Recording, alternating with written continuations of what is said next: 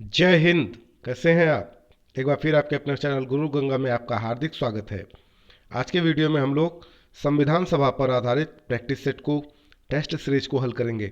इससे संबंधित प्रश्न TGT, PGT, UGC NET, UPSC, UPPSC, UP triple SC, BO, TET, super TET और उसके अलावा अन्य बहुत सारी प्रतियोगी परीक्षाओं में पूछे जाते हैं। तो ये बड़ा इंपॉर्टेंट टॉपिक है, आप इसको अंत तक जरूर देखेंगे।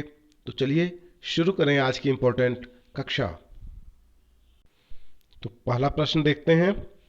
पहला प्रश्न कहता है 1922 ईस्वी में निम्नलिखित में से किसके द्वारा यह उद्गार व्यक्त किया गया कि भारतीय संविधान भारतीयों की इच्छानुसार होगा? ए महात्मा गांधी, बी मोतीलाल नेहरू, सी गोपाल कृष्ण गोखले, डी बाल गंगाधर तिलक। तो आपको यह बताना है कि यह किसने कहा था भारतीय संविधान भारतीयों की इच्छा अनुसार होगा। जी, आप भी उत्तर देने का प्रयास करेंगे 1-2 सेकंड में, ताकि आपको भी पता लग जाए कि आपकी तैयारी कितनी हो चुकी है। तो बताएं। जी, महात्मा गांधी ने कहा। किसने कहा? महात्मा गांधी। बिल्कुल सही उत्तर है। 1924 ईस्वी में किसके द्वारा ब्रिटिश सरकार से यह मांग की गई कि भारतीय संविधान के निर्माण के लिए संविधान सभा का गठन किया जाए? A M N Roy, B Mahatma Gandhi, C Motilal Nehru, D Gopal Krishna Gokhale. जी हाँ, मोतीलाल नेहरू बिल्कुल सही उत्तर है। संविधान सभा के विचार का औपचारिक रूप से प्रतिपादन किसके द्वारा किया गया? A Motilal Nehru, B Jawaharlal Nehru, C M N Roy, D Mahatma Gandhi. तो सही उत्तर क्या है इसका? संविधान सभा के विचार का औपचारिक रूप से प्रतिपादन किसके द्वारा किया गया? जी हाँ, एम एन राय। सी ऑप्शन बिल्कुल सही है। आगे चलते हैं। संविधान सभा को किसने मूर्त रूप प्रदान किया? A Mahatma Gandhi, B Motilal Nehru, C M N Roy, D Jawaharlal Nehru. संविधान सभा को किसने मूर्त रूप प्रदान किया? जवाहरलाल नेहरू बिल्कुल सही है। कांग्रेस ने किस वर्ष किसी प्रकार के बाह्य हस्तक्षेप के बिना भारतीय जनता द्वारा संविधान के निर्माण की मांग को लेकर प्रस्ताव पारित किया था? ए 1928 ईस्वी में, बी 1931 ईस्वी, सी 1936 ईस्वी, डी 1942 ईस्वी। तो आप बताएं। जी हाँ, 1936 ईस्वी बिल्कुल सही उत्तर है। 1938 ईस्वी में किस व्यक्ति ने वयस्क मताधिकार के आधार पर संविधान सभा के गठन की मांग की? ए महात्मा गांधी, बी जवाहरलाल नेहरू, सी सुभाष चंद्र बोस, डी वल्लभ भाई पटेल। जवाहरलाल नेहरू बिल्कुल सही उत्तर है। आगे देखिए। वर्ष 1942 में किस योजना के तहत यह स्वीकार किया गया कि भारत में एक निर्वाचित संविधान सभा का गठन होगा जो युद्धोपरांत संविधान का निर्माण करेगी? ए क्रिप्स योजना, बी वेवेल योजना, सी कैबिनेट मिशन योजना, डी माउंटबेटन योजना। तो आपको बताना है कि वर्ष 1942 में किस योजना के तहत यह स्वीकार किया गया? जी हाँ, क्रिप्स योजना। किसके तहत? क्रिप्स योजना के तहत यह स्वीकार किया गया कि भारत में एक निर्वाचित संविधान सभा का गठन होगा जो युद्धोपरांत संविधान का निर्माण करेगी। चलिए 8वें प्रश्न की ओर चलते हैं। संविधान सभा के गठन की मांग सर्वप्रथम 1895 में किसके द्वारा प्रस्तुत की गई? A Mahatma Gandhi, B Jawaharlal Nehru, C B R Ambedkar, D Bal Gangadhar तिलक। तो यह मांग की गई थी बाल गंगाधर तिलक के माध्यम से, इन्हीं के द्वारा की गई थी। डी ऑप्शन बिल्कुल सही है। भारत की संविधान सभा गठित करने का आधार क्या था? ए भारतीय राष्ट्रीय कांग्रेस का प्रस्ताव, बी कैबिनेट मिशन प्लान 1946, सी भारतीय स्वतंत्रता अधिनियम 1947, डी भारतीय डोमिनियन के प्रांतीय या राज्य विधानमंडल के प्रस्ताव। तो आधार था cabinet mission plan, cabinet mission योजना 1946। भारत की संविधान सभा के भारत की संविधान सभा किसके अनुसार गठित की गई? ए साइमन आयोग का प्रस्ताव, बी क्रिप्स प्रस्ताव, सी माउंटबेटन योजना, डी कैबिनेट मिशन योजना। तो अभी हम लोग ऊपर पढ़े है ना, कैबिनेट मिशन योजना। डी ऑप्शन बिल्कुल सही है। देखिए इसमें जो प्रश्न शामिल किए गए हैं वो आईएएस में भी आए हुए हैं, आरआरबी में भी आए हुए हैं, है ना। यूपी पीसीएस के भी प्रश्न हैं, छत्तीसगढ़ पीसीएस के प्रश्न हैं। तो ये बड़ा इंपॉर्टेंट वीडियो, आप इसको ध्यान से देखेंगे, इससे संबंधित बहुत सारे प्रश्न अलग अलग परीक्षाओं में पूछे जाते हैं। तो आप वीडियो अंत तक जरूर देखा करें ताकि आपसे कोई भी प्रश्न मिस ना हो।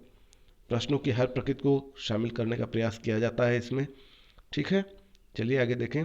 1936 में भारतीय राष्ट्रीय कांग्रेस द्वारा संविधान सभा के गठन की मांग कहाँ पर हुए अधिवेशन में रखी गई, यानी कहाँ वह अधिवेशन हुआ था जिसमें संविधान सभा के गठन की मांग रखी गई थी 1936 में। ए कानपुर, बी मुंबई, सी फैजपुर, डी लाहौर। तो फैजपुर अधिवेशन में, ठीक ना। आगे देखिए। कैबिनेट मिशन योजना के अनुसार संविधान सभा में कुल कितने सदस्य होने थे? ए 389, बी 409, सी 429, डी 505। तो कैबिनेट मिशन योजना के अनुसार संविधान सभा में कुल 389 सदस्य होने थे। प्रस्तावित मूल संविधान में कुल सदस्यों का विभाजन किस प्रकार होना निश्चित हुआ था? ए ब्रिटिश प्रांतों के 292 प्रतिनिधि, बी देशी रियासतों के 93 प्रतिनिधि, सी मुख्य कमिश्नरी क्षेत्रों के 4 प्रतिनिधि, डी उपर्युक्त सभी। तो देखिए, जो प्रस्तावित मूल संविधान था उसमें कुल सदस्यों का विभाजन उपर्युक्त सभी प्रकार से होना निश्चित हुआ, है ना। तीनों ऊपर के हैं वो सही हैं, डी ऑप्शन बिल्कुल सही है इस प्रश्न के लिए। संविधान सभा में विभिन्न प्रांतों के लिए 292 सदस्यों का निर्वाचन होना था। इसमें से कांग्रेस के कितने प्रतिनिधि निर्वाचित होकर आए? ए 195, बी 208, सी 225, डी 235। जी हाँ, 208 बिल्कुल सही है। आगे चलते हैं। पुनर्गठन के फलस्वरूप वर्ष 1947 में संविधान सभा के सदस्यों की संख्या कितनी रह गई? ए 289, बी 299, सी 324, डी 333। 299 बिल्कुल सही उत्तर है। संविधान सभा जो पुनर्गठित थी में देशी रियासतों के लिए कितने प्रतिनिधि थे? ए 100, बी 70, सी 85, डी 65। 70 बिल्कुल सही उत्तर है।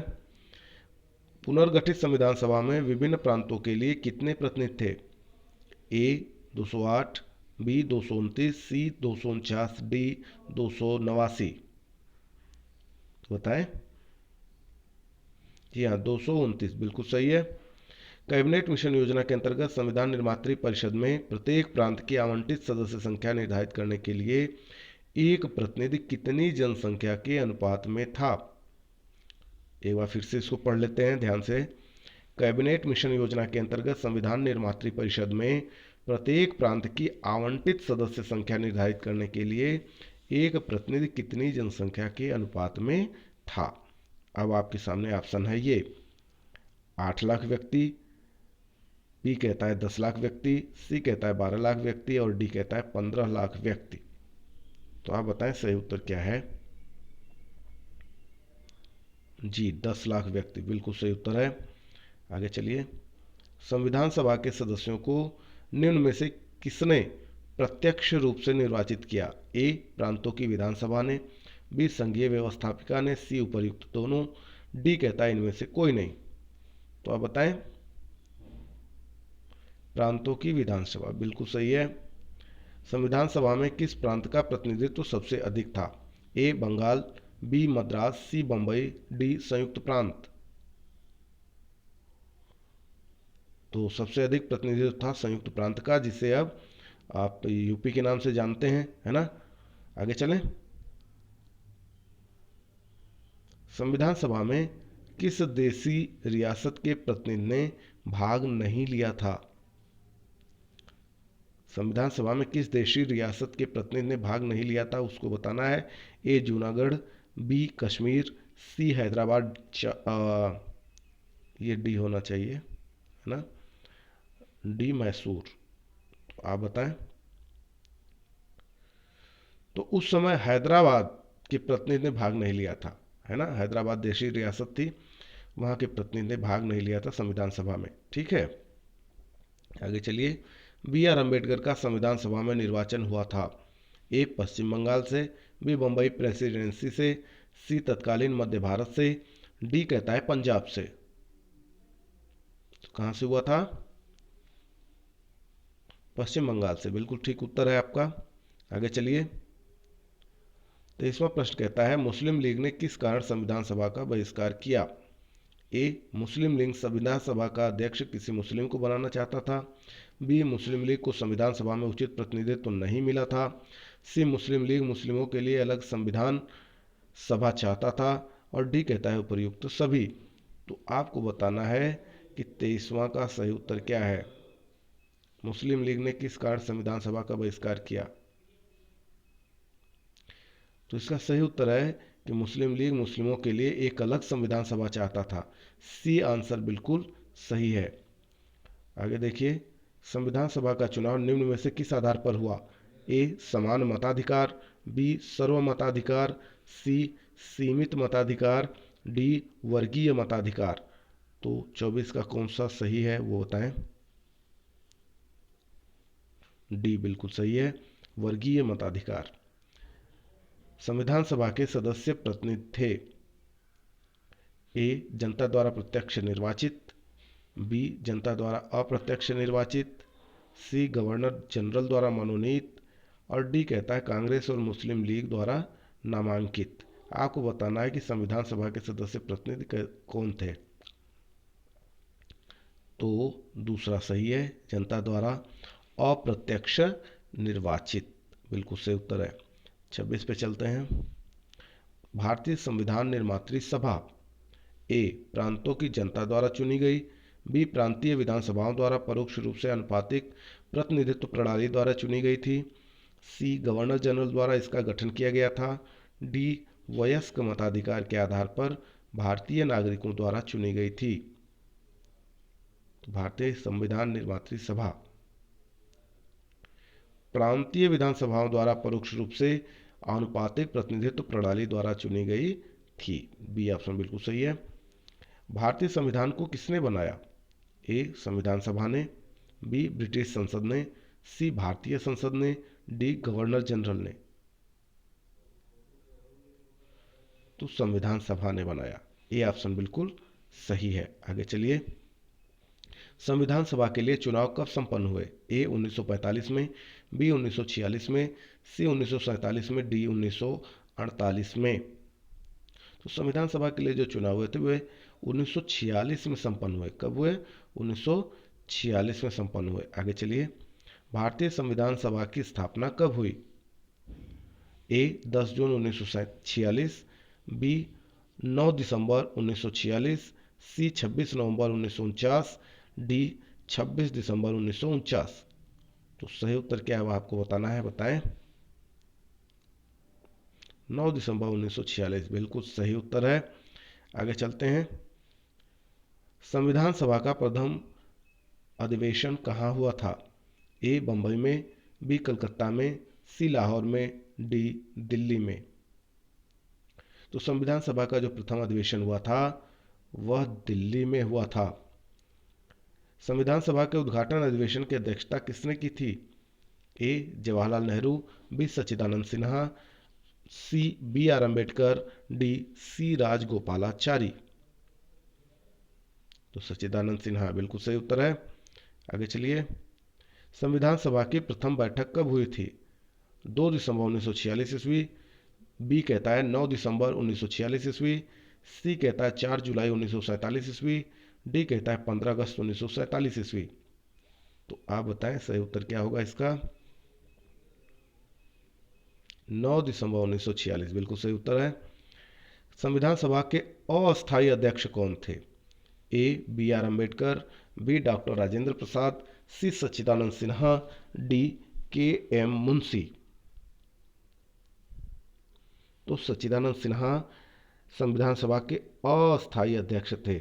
इस बात को ध्यान में रखिएगा, दो प्रकार के प्रश्न पूछे जाते हैं, स्थायी और अस्थायी, है ना। नीचे देखिए स्थायी अध्यक्ष का भी पूछा गया है और यही कंफ्यूज करता है प्रश्न। अगर आप ध्यान से नहीं देखेंगे तो उत्तर गलत हो जाएगा।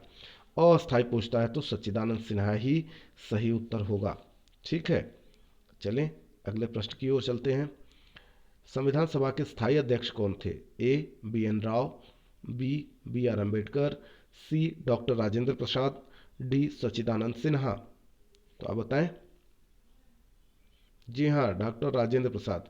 स्थायी अध्यक्ष पूछता है तो राजेंद्र प्रसाद, अस्थायी अध्यक्ष पूछता है तो सच्चिदानंद सिन्हा हो जाता है। ठीक है, आगे चलें।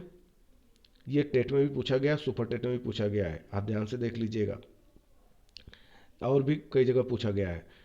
11 दिसंबर 1946 ईस्वी को किसे संविधान सभा का स्थायी अध्यक्ष चुना गया था? A Jawaharlal Nehru, B doctor Rajendra Prasad, C B R Ambedkar, D K M Munshi.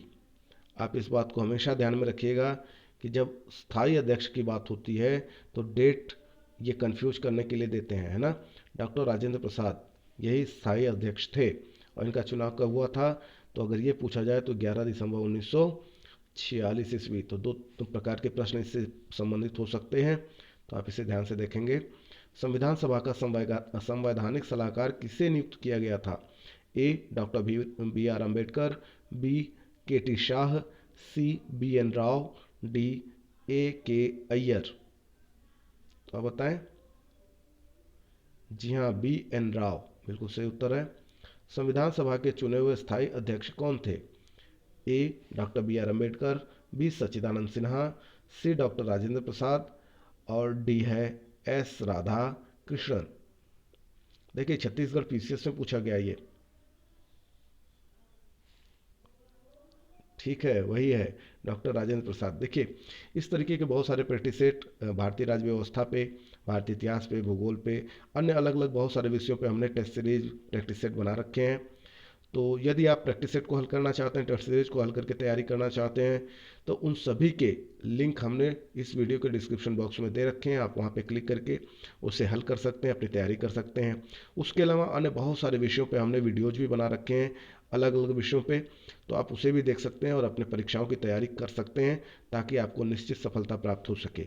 ठीक है, आप चैनल पे अगर नए हैं तो चैनल को सब्सक्राइब करके बेल आइकन को प्रेस कर दीजिए, ताकि प्रत्येक इंपॉर्टेंट वीडियो की नोटिफिकेशन आपको समय से मिलती रहे। ठीक है, तो चलिए आगे चलते हैं। निम्नलिखित में से कौन संविधान सभा का सदस्य नहीं था? A K M Munshi, B N Gopalaswami Ayyangar, C H H Beg, और डी कहता है T T Krishnamachari. T T Krishnamachari. तो आप बताएं। तो एच एच बेग ये संविधान सभा के सदस्य नहीं थे। ठीक है, आगे चलते हैं। संविधान सभा के विभिन्न पहलुओं के अध्ययन के लिए संविधान सभा ने कितनी समितियां नियुक्त की थी? ए 9, बी 12, सी 13, डी 16। तो संविधान सभा के विभिन्न पहलुओं के अध्ययन के लिए संविधान सभा ने कुल 13 समितियां नियुक्त की थी। कितनी? 13 समितियां नियुक्त की थी। संविधान सभा के प्रारूप समिति की नियुक्ति कब की गई?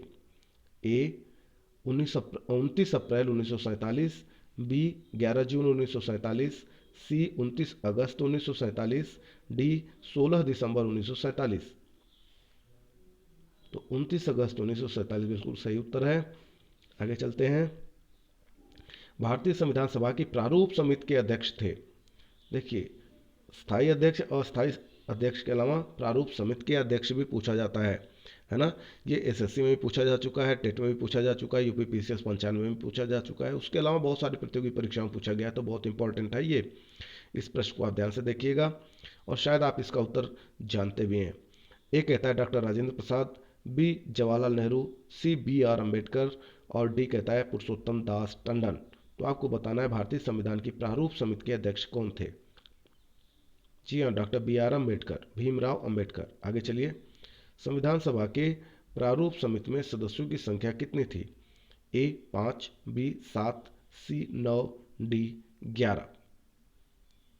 तो प्रारूप समिति में सदस्यों की कुल संख्या थी 7। कितनी थी? 7। 43वां देखिए। निम्नलिखित में से कौन संविधान सभा द्वारा गठित प्रारूप समिति का सदस्य नहीं था? ए अल्लादी कृष्णा स्वामी अय्यर, बी डीपी खेतान, सी Sardar Patel, D K M Munshi. जी हाँ, बताएं। प्रारूप समिति के सदस्य सरदार पटेल नहीं थे। ठीक है, बाकी लोग थे। 44वां प्रश्न कहता है निम्नलिखित में से कौन प्रारूप समिति का सदस्य नहीं था? फिर उसी तरीके का एक प्रश्न और है। ए जवाहरलाल नेहरू, बी मोहम्मद सदाउल्लाह, सी के एम मुंशी और डी गोपाल स्वामी आयंगकर। तो जवाहरलाल नेहरू भी इस प्रारूप समिति के सदस्य नहीं थे, बाकी तीनों लोग थे, है ना। तो ऊपर के तीन, ये तीन, और डॉक्टर अंबेडकर। ठीक है, 44 का ए बिल्कुल सही है। संविधान की प्रारूप समिति के समक्ष प्रस्तावना का प्रस्ताव किसने रखा? A doctor B R Ambedkar, B B N Rau, C Mahatma Gandhi, D Jawaharlal Nehru. तो जवाहरलाल नेहरू बिल्कुल सही उत्तर है। आगे चलते हैं। संविधान सभा में सभी निर्णय किस आधार पर लिए गए? ए एकता और अखंडता, बी बहुमत, सी सर्वसम्मति, डी सहमति और समायोजना। तो आधार था सहमति और समायोजना। संविधान सभा में सभी निर्णय सहमति और समायोजना के आधार पर लिए गए।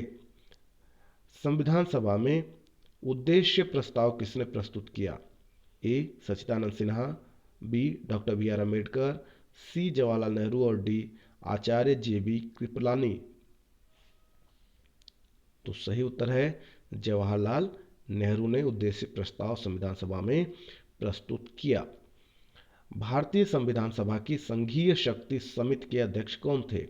ए Sardar Patel, B doctor B R Ambedkar, C Alladi Krishnaswami Ayyar, D Jawaharlal Nehru. तो देखिए, जो संघीय शक्ति समिति बनी थी उसके अध्यक्ष थे जवाहरलाल नेहरू। डी ऑप्शन बिल्कुल सही है। भारतीय संविधान को अपनाया गया।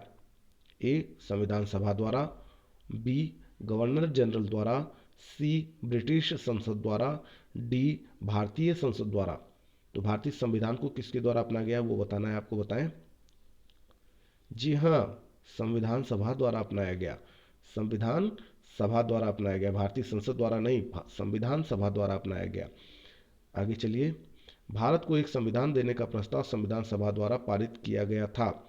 ए जनवरी 22 यानी 22 जनवरी 1946 को, बी कहता है जनवरी 22 1947 मतलब 22 जनवरी 1947 को, सी कहता है जनवरी 20 1947 मतलब 20 जनवरी 1947 को, डी कहता है जुलाई 26 यानी 26 जुलाई 1946 को। आपको बताना है कि भारत को एक संविधान देने का प्रस्ताव संविधान सभा द्वारा कब पारित किया गया। तो जनवरी 22 1947 यानी 22 जनवरी 1947 को पारित किया गया। आगे चलिए। संविधान निर्मात्री सभा में झंडा समिति के अध्यक्ष थे। A J B Kripalani, B K M Munshi, C doctor B R Ambedkar, D Jawaharlal Nehru. तो झंडा समिति के अध्यक्ष थे जे बी कृपलानी। कौन थे झंडा समिति के अध्यक्ष? जे बी कृपलानी, बिल्कुल सही उत्तर है। राष्ट्रीय झंडे की अभिकल्पना को भारत की संविधान सभा में ग्रहण किया गया था। ए जुलाई 1948 में, बी जुलाई 1950 में, सी जुलाई 1947 में, डी अगस्त 1947 में। तो सही उत्तर क्या है? जुलाई 1947 में, बिल्कुल सही उत्तर है। आगे चलिए। भारत की संविधान सभा द्वारा राष्ट्रीय झंडे के डिजाइन को कब स्वीकार किया गया था? ए 8 नवंबर 1946 को, बी 20 जून 1947 को, सी 22 जुलाई 1947 को, डी 15 अगस्त 1947 को। तो 22 जुलाई 1947 को राष्ट्रीय झंडे के डिजाइन को भारत की संविधान सभा द्वारा स्वीकार किया गया। ठीक है, आगे चलिए। अगला प्रश्न कहता है संविधान सभा ने संविधान को अंतिम रूप से किस दिन पारित किया? ए 15 अगस्त 1947, बी 15 दिसंबर 1948, सी 26 नवंबर 1949, डी 26 जनवरी 1950। तो संविधान सभा ने संविधान को अंतिम रूप से 26 नवंबर 1949 को पारित किया और आज भी 26 नवंबर है और इसी 26 नवंबर को संविधान दिवस के रूप में मनाया जाता है। किस रूप में? संविधान दिवस के रूप में भारत में मनाया जाता है 26 नवंबर को। ठीक है, इस बात को आप ध्यान में रखिएगा कि भारत में संविधान दिवस कब मनाया जाता है, तो 26 नवंबर को। क्यों मनाया जाता है? क्योंकि 26 नवंबर 1949 को संविधान सभा ने संविधान को अंतिम रूप से पारित किया, अंगीकार किया, स्वीकार किया। क्लियर हो गया। चलिए, संविधान सभा अंतिम रूप से किस दिन आखिरी बार मिली?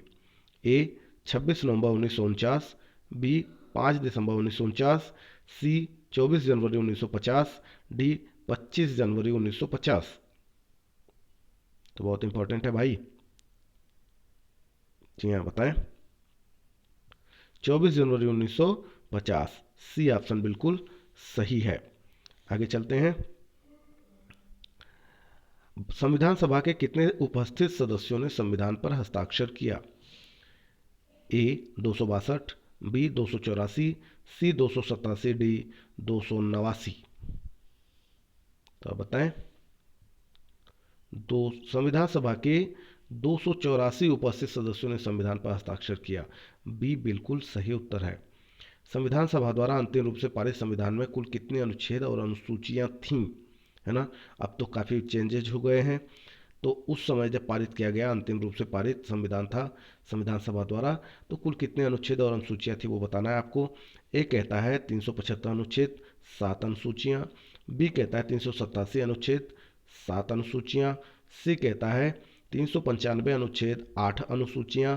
डी कहता है 395 अनुच्छेद, 10 अनुसूचियां।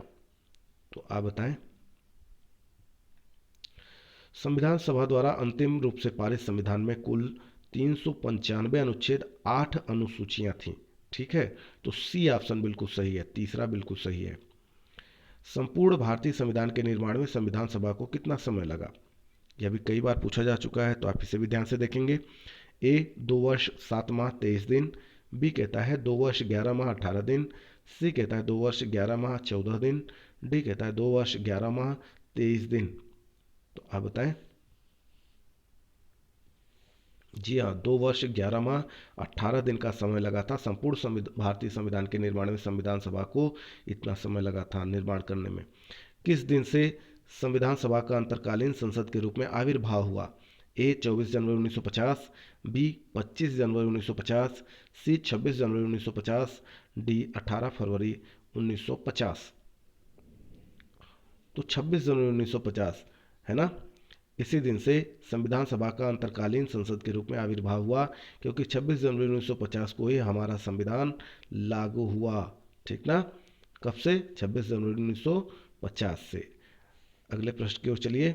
भारत के संविधान का प्रारूप तैयार करने वाली संविधान सभा के सदस्यों को ए ब्रिटिश संसद द्वारा नामित किया गया, बी गवर्नर जनरल द्वारा नामित किया गया, सी विभिन्न प्रांतों की विधानसभाओं द्वारा चुना गया, डी भारतीय राष्ट्रीय कांग्रेस और मुस्लिम लीग द्वारा चुना गया। तो सही उत्तर क्या है वो आप बताएं। जी हाँ, विभिन्न प्रांतों की विधानसभाओं द्वारा चुना गया। अगला प्रश्न देखते हैं। भारत के लिए संविधान सभा की रचना के लिए संविधान सभा का विचार निम्नलिखित में से सर्वप्रथम किसने प्रस्तुत किया? ए स्वराज पार्टी ने 1934 में, बी कांग्रेस पार्टी ने 1936 में, सी मुस्लिम लीग ने 1942 में, डी सर्वदल सम्मेलन ने 1946 में।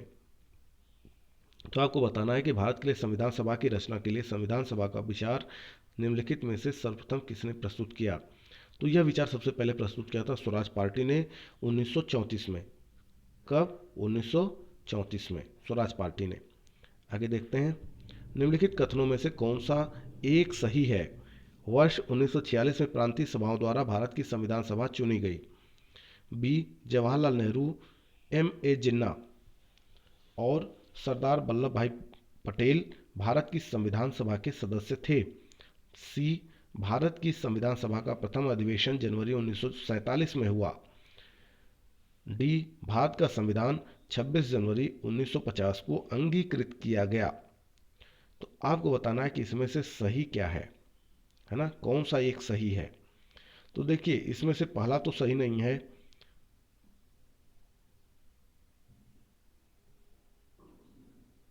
जी नहीं, पहला ही सही है, पहला ही सही है। ए ऑप्शन बिल्कुल सही है, दूसरा तीसरा चौथा सही नहीं है। ठीक है, आगे चलें। अगला और इस वीडियो का अंतिम प्रश्न। निम्नलिखित में से कौन से कथन संविधान सभा के विषय में नहीं है? एक, वह वयस्क मताधिकार पर आधारित नहीं थी। बी वह प्रत्यक्ष निर्वाचन का परिणाम थी। 3 वह कहता है कि वह बहुदलीय निकाय थी। और 4 उसने अनेक समितियों के माध्यम से कार्य किया। आपको ये बताना है कि कौन सा कथन संविधान सभा के विषय में नहीं है ना। तो आपके सामने कई ऑप्शन है ABCD के रूप में, तो आपको इन चारों में से बताना है कि कौन सा सही है उत्तर, है ना। ए कहता है 1 और 2 दोनों सही है। नहीं, जी हाँ, संविधान सभा के विषय में नहीं बताना है। तो इस प्रश्न के लिए सही उत्तर क्या है? 1 और 2। बी कहता है 2 और 3। सी कहता है 1 और 4। डी कहता है 1 2 3 4। तो देखिए, सही नहीं है वह मामला है वह वयस्क मताधिकार पर आधारित नहीं थी। दूसरा, वह प्रत्यक्ष निर्वाचन का परिणाम थी। यह दोनों बातें सही नहीं है। वह बहुदलीय निकाय थी, यह सही है। उसने अनेक समितियों के माध्यम से कार्य किया, यह भी बिल्कुल सही है। आप जानते हैं 13 समितियों का गठन किया गया था। तो 1 और 2 यह सही नहीं है संविधान सभा के विषय में। इसका मतलब है कि इस प्रश्न का उत्तर हुआ ए, है ना। तो इस प्रकार से यह वीडियो पूरा हुआ। यदि आपको पसंद आता है तो इसे आप लाइक जरूर करें, अपने मित्रों में शेयर करना ना भूलें और अपने बहुमूल्य सुझाव को कमेंट बॉक्स में जरूर देते रहें। और फिर मिलते हैं अगले इंपॉर्टेंट वीडियो में। तब तक के लिए आप सभी लोगों को जय हिंद।